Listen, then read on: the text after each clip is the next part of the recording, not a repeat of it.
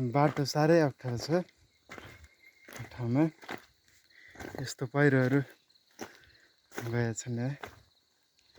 यस्तो यो अर्घाखाँची वडा नम्बर 9 मालारानी गाउँपालिकाको वडा नम्बर 9 मा पर्ने यो ठाउँमा गोखुङ्गा भन्ने ठाउँमा यस्तो पहिरोहरू यस्तो माथिदेखि नै यस्तो विशाल पहिरोहरू आएका छन्। बाटो अवरुद्ध हुँदाखेरि यहाँ लगभग 2 घन्टा जतिको पैदल यात्रा गर्नुपर्ने अवस्था आएको छ। ऊ त्यहाँ पारी श्री गोखुङ्गा आधारभूत विद्यालय रहेको छ, जहाँ जुन ठाउँलाई हल्दे भनेर पनि चिनिन्छ है। यहाँ ठुला ठुला पहाडहरू रहेका छन्। यो क्यामेरामा आउने जति ठाउँ चाहिँ मालारानी गाउँपालिका र केही भाग भूमिकास्थ नगरपालिका लगायत अन्य विभिन्न ठाउँहरू पनि रहेका छन्, जहाँ एउटा मन्दिर पनि तपाईहरूले देख्न सक्नुहुन्छ। बाटोको अवस्था चाहिँ एकदमै यो दुर्घटनाग्रस्त, ठुला ठुला पहिरोहरू यहाँनिर आएका छन्, हामीले देख्न सक्छौँ यहाँ। तर आज बिहान लगभग 5 बजेदेखि मेरो यात्रा सुरु भएको थियो र अहिले करिब लगभग 6:20 गइसकेको छ र म अहिले यो पारीको एउटा राङ्गामारे भन्ने ठाउँमा यो पोखरा सुर्खेत सडक खण्डमा मेरो गन्तव्य स्थल रहेको छ। र यो एक्लै हिँड्ने क्रममा चाहिँ आफूलाई अलिकति नरमाइलो महसुस भएर चाहिँ यो भिडियो बनाएको चाहिँ कम्तीमा समयको सदुपयोग पनि हुने र पछिसम्मलाई सम्झना पनि रहने भएकाले यो भिडियो गराउन मन लाग्यो र तपाईहरू दर्शकहरूलाई पनि यो भिडियो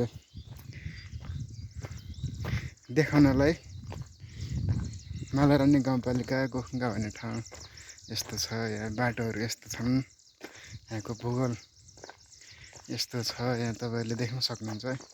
यस्तो देखाउनको लागि पनि एउटा भिडियो बनाएको हेर्नुहोस्। यो पछिसम्मको लागि सम्झना रहने भएको हुँदा लगभग अब मेरो गन्तव्यस्थल चाहिँ लगभग 10 मिनट जति बाँकी होला। अब लगभग आइपुग्न लागिसक्यो। म चाहिँ आज भैरव जाँदैछु। स्नातक त 4औं वर्षको परीक्षा दिनको लागि र आज चाहिँ 5 गते हो, 2022 साल जेठको 5 गते आज देख्न सक्नुहुन्छ बाटो। र भोलि 6 गतेदेखि चाहिँ मेरो निरन्तर रूपमा परीक्षाहरू चल्नेछन् र परीक्षा दिनको लागि अथवा परीक्षामा सहभागी हुनको लागि म उक्त स्थानतर्फ जाँदैछु।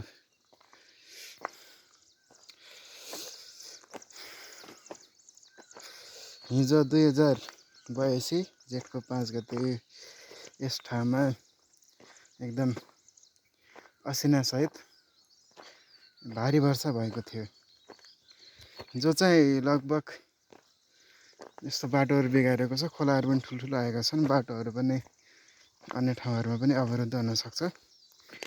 एकदमै मुस्किल अवस्था चाहिँ अहिले सिर्जना भएको छ। तपाईहरूले देख्न सक्नुहुन्छ यो बाटो चाहिँ पैदल यात्रीहरूको लागि मात्रै उपयुक्त छ। यहाँ अन्य कुनै सवारी साधनहरू चल्न चाहिँ एकदमै मुस्किल रहन्छ हेर्नुहोस् यस्तो बाटोमा चाहिँ बर्खामा यस्तो खोलेर बाटोहरू अवरुद्ध हुन्छ हिउँदमा पनि धुलोहरू हुने बाटोमा हिँड्दाखेरि कपडाहरू एकदम धेरै फोहोर हुने हुन्छ हेर्नुहोस् यो बाटोमा यताहरू सल्लाहका रुखहरू देख्न सक्नुहुन्छ तपाईँहरूले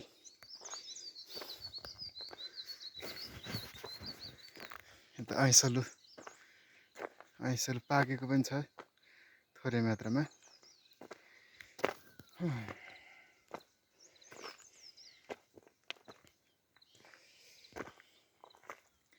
मेरो नाम चाहिँ आत्माराम भट्टराई हो मेरो स्थायी ठेगाना तुलसीपुर उपमहानगरपालिका वडा नम्बर 4 बनहरी हो र म चाहिँ श्री गोखुङ्गा आधारभूत विद्यालय मालारानी 9 गोखुङ्गामा प्राथमिक तहको शिक्षकको रूपमा कार्यरत रहेको छु र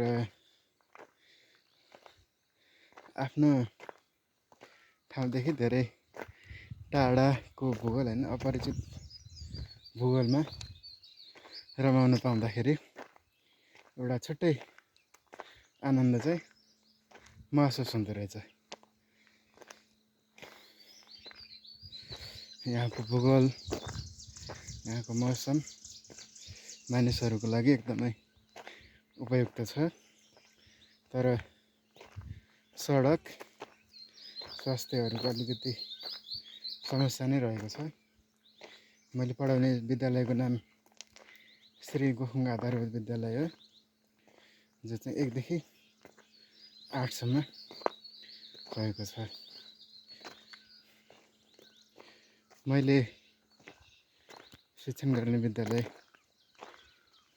यता पारी देख्न सक्नुहुन्छ तपाईहरुले एकदमै यहाँ चाहिँ एकदमै पातला हैन बस्तीहरु रहेका छन्।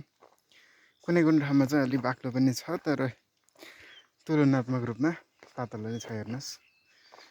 त्यो मैले पढाउने स्कुल चाहिँ त्यो पहेँलो रङको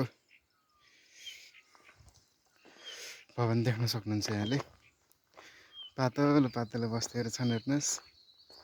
अब यो ठाउँको नाम पातले रहेछ त्यो माझ हाल्दै त्योभन्दा तल्लो हाल्दै अनि यता माथि देउराली यता माथि चाहिँ एउटा गोखुङ्गा बजार भन्ने छ तर अलिकति चाहिँ छेकेको छ यो चाहिँ बजार। त्यो टावर चाहिँ देख्न सक्नुहुन्छ यहाँहरुले। लगभग भिडियो बनाउँदा मेरो गन्तव्य स्थल पनि आइपुग्न लागेको छ। अब यहाँबाट अब गाडी चढेर सन्धिखर्क पुगेर त्यहाँबाट चाहिँ अर्को गाडी बुटोल जाने गाडीमा चढेर त्यहाँबाट चाहिँ म जाँदै छु।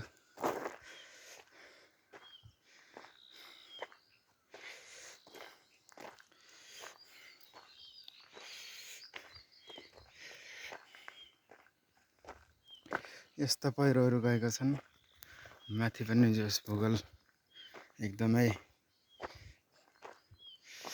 कठिन छ। उता पारी पनि पहिरोहरू गएका छन्।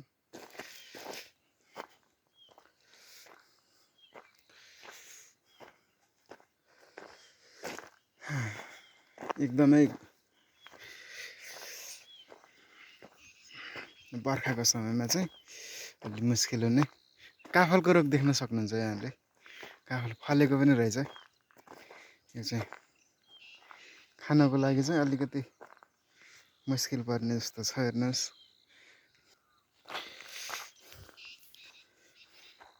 काफल यहाँहरुले देख्न सक्नुहुन्छ काफल तर बाटो चाहिँ अलि अप्ठ्यारो छ हेर्नुस्।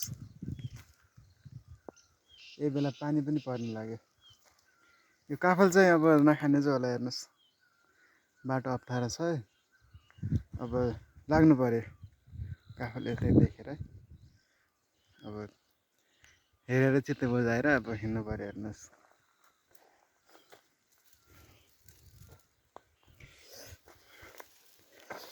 पानी फेरि पानी पर्न लाग्यो।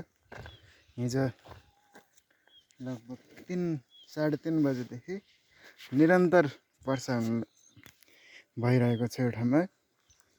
एकछिन बिसिन्छ फेरि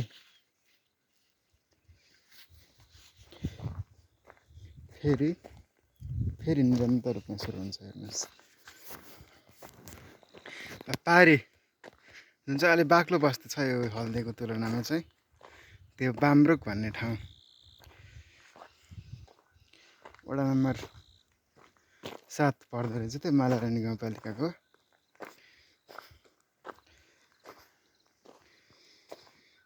जहाँ चाहिँ अलि तुलनात्मक रूपमा अलि बाक्लो बस्ती चाहिँ रहेको छ त्यस ठाउँमा हल्दिएको तुलनामा चाहिँ।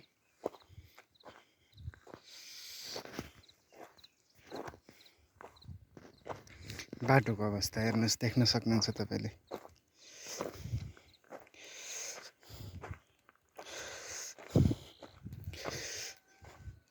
यो चाहिँ वाटर लिफ्टिङ रहेछ यहाँनिर, तलदेखि टङ्की बाँधेर त्योदेखि पानीलाई चाहिँ पाइपको सहायताबाट माथि एउटा कुनै बस्तीमा लगिएको रहेछ वाटर लिफ्टिङको सहायताले।